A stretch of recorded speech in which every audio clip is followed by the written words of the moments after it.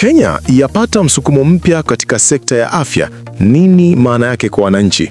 Habari za leo mtazamaji wa SMK News Updates. Mimi ni Duncan Momanyi na leo tunamulika hatua mpya muhimu kwa taifa letu la Kenya, msaada mkubwa wa kiafya uliotolewa na washirika wa kimataifa. Hatua hii imezua mjadala mkubwa kuhusu uwezo wa hospitali zetu, vifaa vya kimatibabu na mustakabali wa huduma za afya nchini. Hebu tuangalie kwa undani kilichotokea na maana yake kwa Wakenya wa kawaida. Kwa muda mrefu, sekta ya afya Kenya imekuwa ikipambana na changamoto, uhaba wa vifaa, ukosefu wa dawa muhimu na mzigo mkubwa kwa wahudumu wa afya. Sasa, msaada mpya uliotolewa ambao unahusisha vifaa vya kisasa, ufadhili wa miradi ya afya na ushirikiano wa mafunzo unakuja kama afueni kwa maeneo mengi nchini.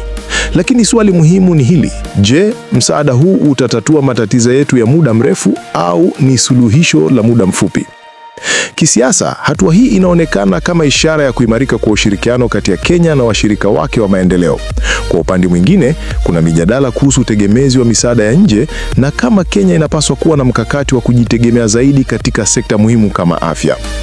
Kwa wananchi wa kawaida, ikiwa vifaa hivi vitasambazwa ipasavyo, huenda tukashuhudia huduma bora, kupungua kwa msongamano hospitalini na usimamizi bora wa magonjwa sugu. Lakini utekelezaji ndio kipimo halisi. Je, serikali itasimamia ugawaji na matumizi ya vifaa hivi kwa uwazi na ufanisi? Kwa mtazamo wa kikanda, msaada huu unaweza kuirejesha Kenya katika nafasi yake kama kitovu cha huduma bora za afya Afrika Mashariki na pia kuongeza imani kutoka kwa wawekezaji na wafadhili wengine. Asante sana kwa kutazama SMK News Update. Mimi ni Duncan Momanyi na kama kawaida tunakuletea uchambuzi wa kina wa masuala yanayogusa maisha yako moja kwa moja. Usisahau kufinya like, kusubscribe na kuwasha notification bell ili upate taarifa zetu mara zinapotoka. Tuambie kwenye comment, je, unadhani msaada huu wa afya utaibadilisha Kenya kwa kiwango kikubwa au ni hatua ndogo tu kwenye safari ndefu?